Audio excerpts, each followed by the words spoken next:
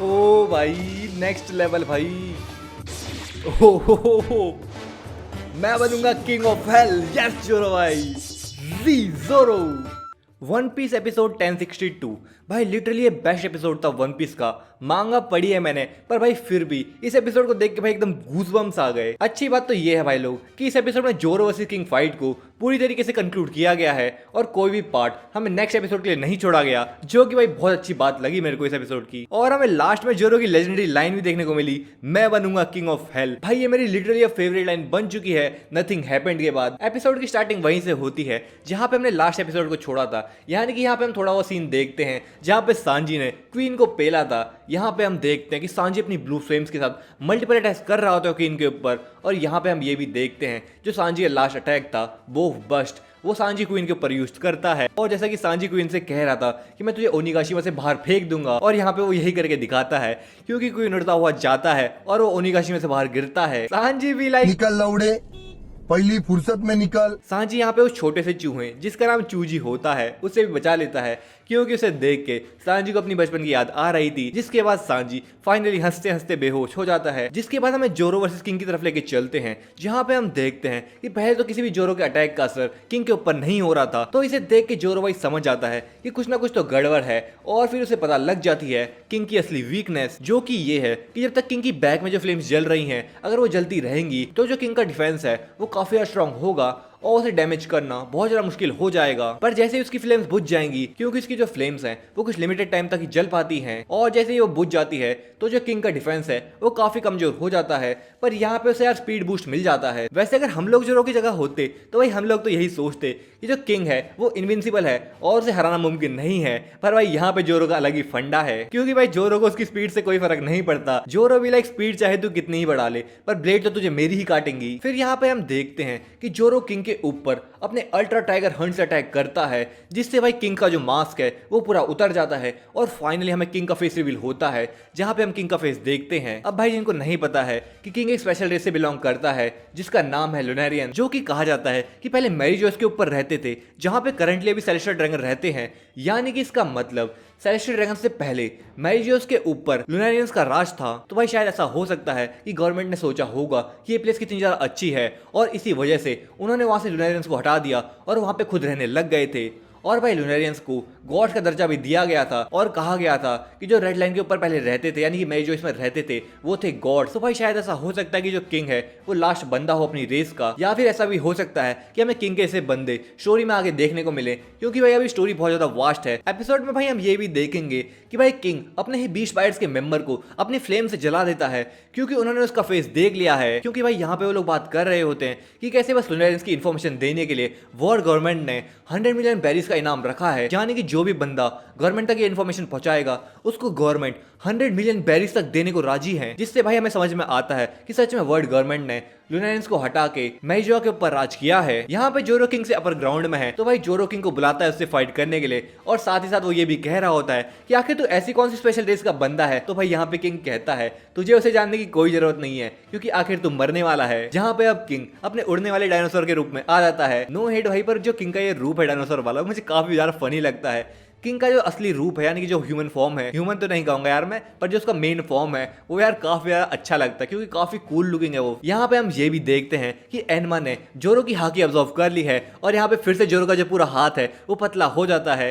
पर भाई यहाँ पे हम देखते हैं कि जोरो वापस से उसे कंट्रोल कर लेता है, और फिर किंग से कहता है तुम लोगों ने यहाँ पे बहुत टाइम राज कर लिया है, अब तुम्हारा टाइम खत्म हो चुका है। तो भाई किंग भी उससे कहता है अबे साले इससे तेरे को क्या, अभी हम और राज करेंगे, और जो काइडो है वो बनेगा किंग ऑफ द पायरेट। तो भाई जोरो भी कहता है हाँ हाँ तेरे सपने में बनेगा। और ये कह के जोरो किंग के ऊपर परगेटरी ओनिगिरी से अटैक कर देता है। पर भाई यहाँ पे हम देखते हैं कि जोरो के इतने पावरफुल अटैक को भी किंग यहाँ पे डॉज कर लेता है। भाई ये जोरो का इतना पावरफुल अटैक था जिसने भाई पीका को खत्म कर दिया था, यानी कि उसके टुकड़े टुकड़े कर दिए थे। पर यहाँ पे भाई किंग उसको इजिली डॉज कर लेता है। यहाँ पे जो बैटल के एनिमेशन है वो काफी यार नेक्स्ट लेवल है। पर भाई ये एनिमेशन तो कुछ भी नहीं है, क्योंकि लास्ट फाइट में हम देखेंगे कि इससे भी तगड़े एनिमेशन हमें दिखाए जाएंगे। भाई वो सच में माइंड ब्लोइंग एनिमेशन थे। जिसके बाद हम एक फ्लैशबैक की तरफ चलते हैं, जहाँ पे हम किंग का थोड़ा सा पास्ट देखते हैं कि वो पहले पंख हैजार्ड में रखा गया था, जिसको गवर्नमेंट ने टेस्ट सब्जेक्ट के रूप में वहां पे रखा था। पर यहाँ पे हम ये भी देखते हैं कि पंख हैजार्ड में ही उस टाइम काइडो था, पर वो वहां से भागने की कोशिश कर रहा था। और यहाँ पे काइडो देखता है कि किंग के ऊपर टॉर्चर किया जा रहा था। पर भाई यहाँ पे काइडो किंग को ऐसे देख के उसे ऑफर करता है कि मैं एक अपना न्यू पायरेट क्रू बना रहा हूँ, क्या तू मेरे पायरेट क्रू में ज्वाइन होगा। पर इसे सुन के किंग सबसे पहले उससे पूछता है कि क्या तुम इस वर्ल्ड को चेंज कर सकते हो। तो काइडो भी लाइक चेंज कर सकते हो, अरे मैं ही तो हूं जो इसे चेंज कर सकता है बस। जिसके बाद किंग, जिसका रियल नेम एल्बर है, वो काइडो का राइट हैंड मैन बनता है। और ये जो नाम है किंग, वो काइडो ने उसे दिया है उसकी स्ट्रेंथ को देख के। यहाँ पे फिर हम वापस से प्रेजेंट टाइम की तरफ चलते हैं, जहाँ पे हम जोरो और किंग को फाइट करते हुए देखते हैं, पर हवा में। ऑब्वियसली भाई हवा में तो किंग को ही एडवांटेज होगा, क्योंकि भाई के पास पंख जो है। और यहाँ पे हम ये भी देखते हैं कि किंग जोरो के ऊपर इंपीरियल फ्लेमिंग विंग से अटैक करता है, पर भाई उसे जोरो डॉज कर लेता है। तो भाई ये देख के किंग जोरो से आमने सामने भिड़ जाता है और हम दोनों को ही जमीन में गिरते हुए देखते हैं, जहां पे अब दोनों की स्वॉर्ड्स एक दूसरे से क्लैश कर रही होती हैं। पर भाई यहाँ पे फिर हम देखते हैं कि जो किंग की स्वॉर्ड है वो डीमन स्लेयर के इनोस्के की जो सी स्वॉर्ड है उसमें कन्वर्ट हो जाती है, यानी कि जिगजैग फिगर में कन्वर्ट हो जाती है, जिससे भाई किंग जोरो की स्वॉर्ड छीनने की कोशिश करता है। पर भाई जोरो अपनी हाकी को यहाँ पे यूज करता है और भाई किंग को पीछे धक्का दे देता है और उसे कहता है कि मैं तुझे अपनी स्वॉर्ड इतनी आसानी से छीनने नहीं दूंगा। जिसके बाद भाई किंग के बैक की फ्लेम्स बुझ जाती हैं, तो भाई जोरो को एक मौका मिल जाता है। जिसके बाद जोरो जैसे किंग उसके सामने आता है, वो उसके ऊपर बर्ड डांस अटैक कर देता है, जहां पे भाई जोरो एकदम मिडल से किंग को काट देता है। इससे भाई किंग को ज्यादा फर्क तो नहीं पड़ा, पर भाई अब किंग थोड़ा डरने लग गया है कि जोरो की जो अटैक है वो उसके ऊपर काम करने लग गए हैं। तो यही बात अब किंग कह रहा होता है जोरो से कि लगता है तुम्हें पता चल चुका है कि मेरी बॉडी कैसे काम करती है। और भाई इसके बाद अब किंग और जोरो की फाइट धीरे धीरे और ज्यादा हीट अप होने लग जाती है, जहां पे अब दोनों के दोनों एक दूसरे के ऊपर एक से बढ़ के एक अटैक कर रहे होते हैं। जोरो भाई यहाँ पे किंग को ट्रोल भी कर रहा होता है कि आखिर तुम मेरे अटैक ब्लॉक क्यों कर रहा है, तुझे तो कुछ हो ही नहीं रहा था ना। और भाई फिर किंग हवा में चले जाता है और वो जोरो से कहता है कि तू मुझे हराने के लिए बायोलॉजिकली केपेबल नहीं है, क्योंकि भाई ऑब्वियसली किंग एक सुपीरियर स्पीसीज से बिलोंग करता है और वहीं पे जोरो बस एक नॉर्मल ह्यूमन है। पर तुम्हें क्या लगता है जोरो ने भाई इस बात का क्या रिप्लाई दिया होगा? इतने टाइम से भाई स्टोरी देख रहे हो ना, इतना तो तुम्हें पता ही होगा कि जोरो कैसा बंदा है। तो भाई यहाँ पे वो रिप्लाई देता है कि ऐसे फालतू के एक्सक्यूजेस मैं नहीं देता भाई। जिसके बाद भाई हम देखते हैं कि किंग एक बड़ा सा अटैक जोरो के ऊपर लॉन्च करने वाला है, क्योंकि वो आसमान में चले गया है और वहां पे एक बड़ा सा अटैक लॉन्च करने की कोशिश कर रहा है, जिसका नाम होने वाला है मल्टीपल इंपीरियल फ्लेमिंग विंग्स।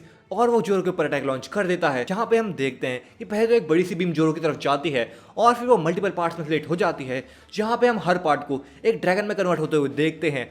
पर भाई अपना जोरो भी कुछ कम नहीं है, जहां पे हम देखते हैं कि जोरो अपनी स्पीड को यूज करके एक एक करके सारे उन ड्रैगन्स को काट रहा होता है, क्योंकि भाई तुम्हें भी पता है कि जो ड्रैगन स्टाइल अटैक है वो भाई अपने जोरो का सिग्नेचर मूव है। और फिर जोरो दौड़ के किंग की तरफ जाने लगता है, जहां पे सीन के एनिमेशंस काफी नेक्स्ट लेवल थे। और यहाँ पे हम देखते हैं कि जोरो अपने न्यू अटैक को एक्टिवेट करता है, जिसका नाम है king of hell 3 sword serpent 103 mercies dragon damnation. जिसका जवाब भाई किंग अपने extra large imperial flaming wing से देता है, जहां पे हम देखते हैं कि दोनों का ही अटैक एक दूसरे से क्लैश करते हैं, जिससे बहुत ज्यादा तगड़ा ब्लास्ट होता है। और फाइनली हम देखते हैं कि इस ब्लास्ट से पहले निकलता है जोरो अपने स्वॉर्ड स्टांस के साथ, और उसके बाद हम किंग को देखते हैं जो कि भाई काफी इंजर्ड हो चुका है और जोरो ने उसके एक साइड का विंग भी काट दिया है। और यहाँ पे भाई किंग अनकॉन्शियस होने ही वाला होता है, तभी उसके दिमाग में काइडो की बातें चलने लग जाती हैं और हमें दिखाते हैं कि काइडो और किंग आपस में बैठ के बात कर रहे होते हैं, जहां पे पहले किंग को लगता था कि जो काइडो है वही असल में जॉय बॉय है। पर भाई अब के टाइम में किंग को कोई फर्क नहीं पड़ता कि काइडो कौन है,